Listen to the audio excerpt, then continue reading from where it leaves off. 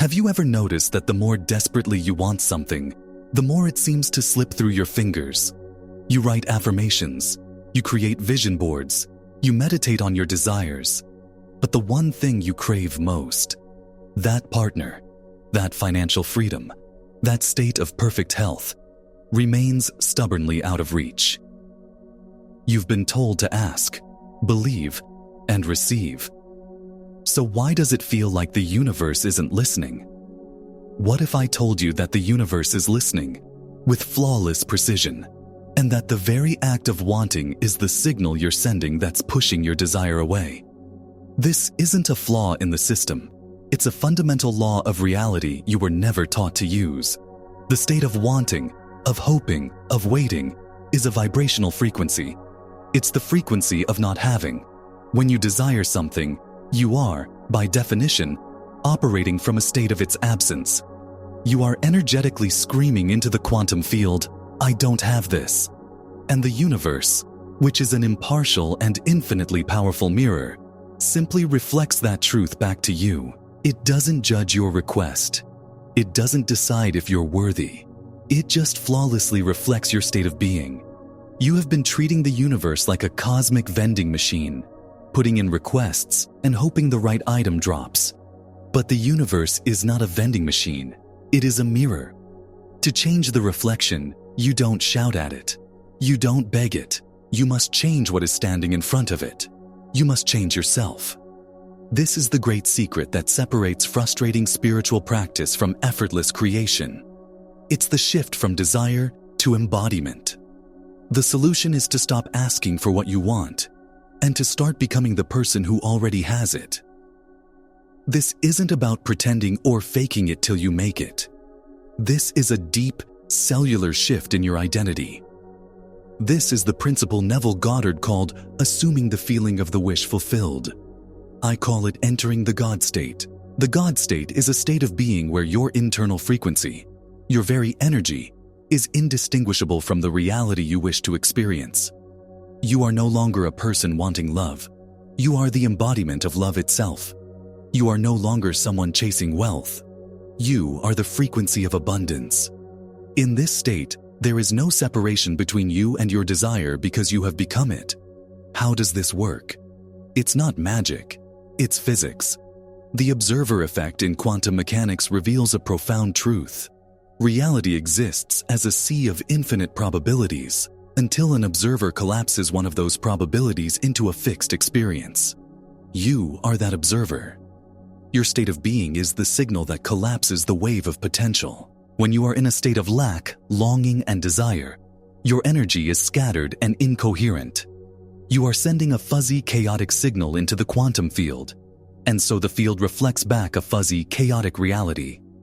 But when you enter the God state, your energy becomes coherent. Your signal is clear, powerful, and specific. You become a potent observer, collapsing the specific timeline, the specific reality that matches your new state of being. You are no longer asking for the reflection to change. You are becoming the change that the mirror has no choice but to reflect. So why is this so hard? If it's just a matter of changing our state, why do we stay stuck in loops of lack and frustration? The answer lies in your subconscious mind. Neuroscience has shown that 95% of your life, your thoughts, actions, and emotional reactions, is run by subconscious programming. This programming is your identity. It's a set of beliefs and emotional memories, mostly formed before the age of 7, that defines your sense of self and your relationship to the world. If you grew up experiencing scarcity, your subconscious identity is wired for lack. If you experienced conditional love, your identity is wired for unworthiness. Your conscious mind, the 5% that desires change, is like a tiny ship trying to turn an enormous aircraft carrier. Your conscious desire for abundance is constantly being overruled by a subconscious identity that believes it is poor. Your desire for love is vetoed by an identity that feels unworthy of it. Your reality is a perfect, non-judgmental printout of your dominant subconscious programs. It is not manifesting what you want. It is manifesting who you are at a subconscious level. To change your life, You cannot simply change your thoughts. You must rewrite the very program of your identity. You must go deeper than affirmations and access the operating system itself. You have to move from thinking about a new reality to installing a new identity. This is why so many fail. They try to paint over a cracked wall instead of rebuilding the foundation. The work isn't outside of you. It's an inside job. How do we access this subconscious operating system and install a new identity? The key is not in your mind. It is in your body. The bridge between your conscious intention and your subconscious programming is your breath. The breath is the most magical tool you possess because it is both an autonomic process run by the subconscious and a conscious action you can control at will. It is the physical key that unlocks your energetic state. When you are stressed, fearful, or in a state of lack, your breathing becomes shallow and rapid. This sends a signal to your brain that you are in danger, activating the fight or flight response and reinforcing the emotional state of scarcity and fear. But when you consciously slow down your breathing, you do something radical. You interrupt that feedback loop. You send a new signal to your nervous system, a signal of safety, peace, and wholeness. Deep, rhythmic breathing alters your physiology.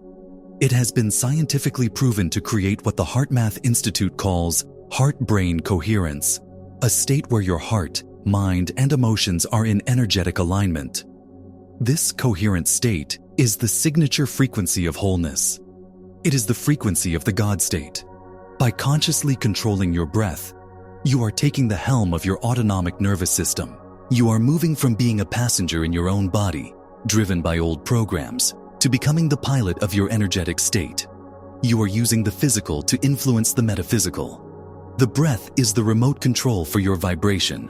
When you learn to use it, you can change your frequency at will, shifting from the incoherence of lack to the powerful coherence of embodiment, and you can do it in a matter of moments. This process is a direct conversation with the quantum field. Think of the universe before observation as a vast, silent ocean of pure potential. Everything you could ever want, be, or do exists as a subtle wave in this ocean. It's all there, simultaneously. The famous double-slit experiment in quantum physics demonstrated this bizarre truth. Particles like electrons behave as waves of probability when not being observed, existing in all possible places at once.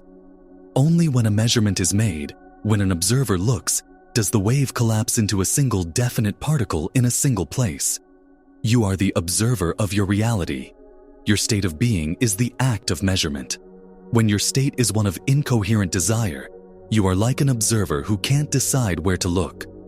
Your focus is split between what you want and the fact that you don't have it. This fractured signal cannot collapse a clear reality, but when you achieve the heart-brain coherence of the God state, your energy becomes like a laser. It's a single, pure, powerful frequency. This coherent signal doesn't ask the quantum field for anything. It commands it. It provides the definitive information needed to collapse the wave of potential for health, wealth, or love into the particle of your physical experience. This is even reflected in the science of epigenetics, which shows that your emotional state, your energy, is a signal that can literally turn genes on or off. A state of fear and stress signals genes for disease and inflammation. A state of love, coherence, and wholeness signals genes for repair, growth, and vitality. You are not just creating your external reality. Your state of being is creating your physical body, moment by moment. You are the architect of your inner and outer worlds. So, let's make this practical. How do you anchor this state into your being, not just as a fleeting feeling, but as your new default identity? I want to give you a tool so simple and so profound that it can begin to rewire your subconscious mind immediately. It's a breathing ritual I call the I Am. This practice is designed to bypass your doubtful, analytical mind and embed the feeling of fulfillment directly into your body's intelligence. Find a quiet place where you can sit upright and close your eyes.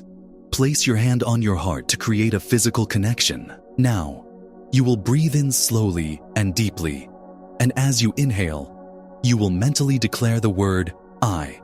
Feel the breath fill your lungs, feel your chest expand, and embody the singular, powerful presence of I. Then, as you exhale slowly and completely, you will mentally declare the word am.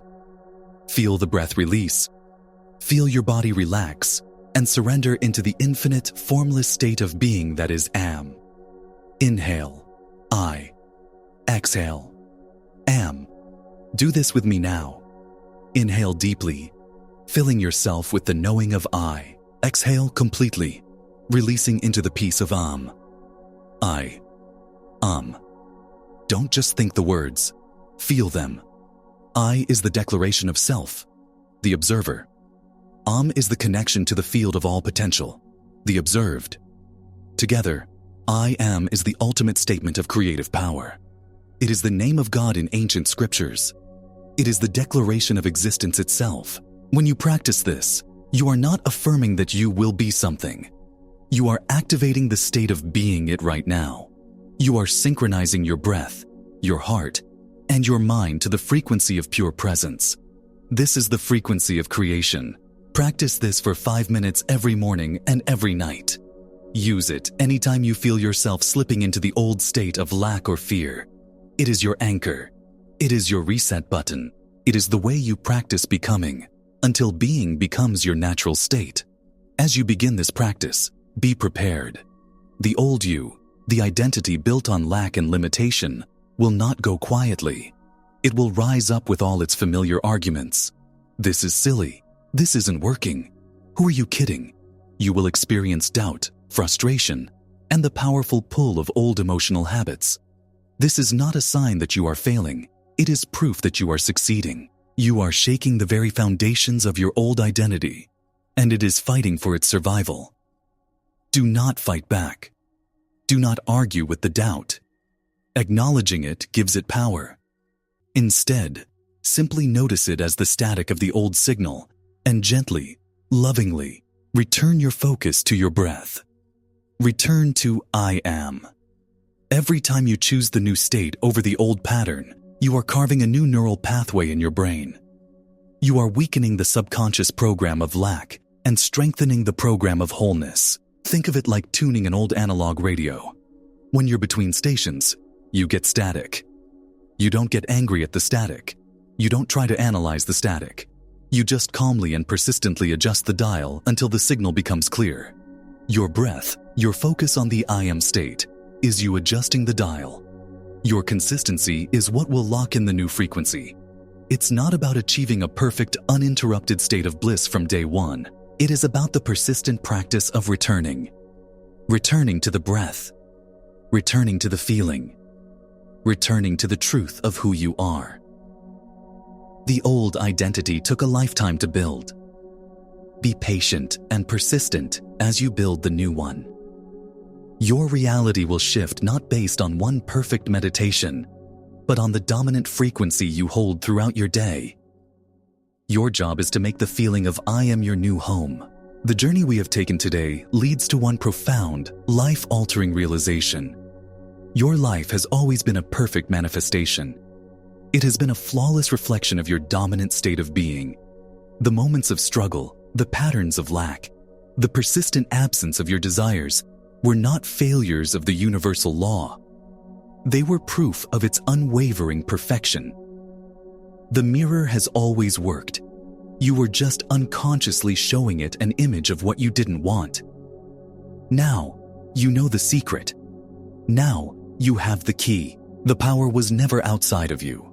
It was never in a ritual, a guru, or a distant god. The power is in your state of being. The creative force of the entire universe operates through you, based on the identity you choose to embody. So, the choice is yours. You can continue to live as someone who wants, hopes, and waits, forever locked in a cycle of desire and disappointment. Or, you can decide, right here and now, to become the person who already is. You can trade, asking for being. You can shift from wanting to knowing. Use the breath. Practice the I am state. Commit to embodying the feeling of your wish fulfilled until that feeling becomes your natural self. Inhabit your new reality internally, with such conviction that the quantum field has no choice but to orchestrate its arrival externally. This is your birthright. You are not a victim of circumstances. You are the observer collapsing reality. Choose your state, hold your frequency, and watch as the mirror of the world transforms before your very eyes. Your new life is not something you need to find. It is something you must become.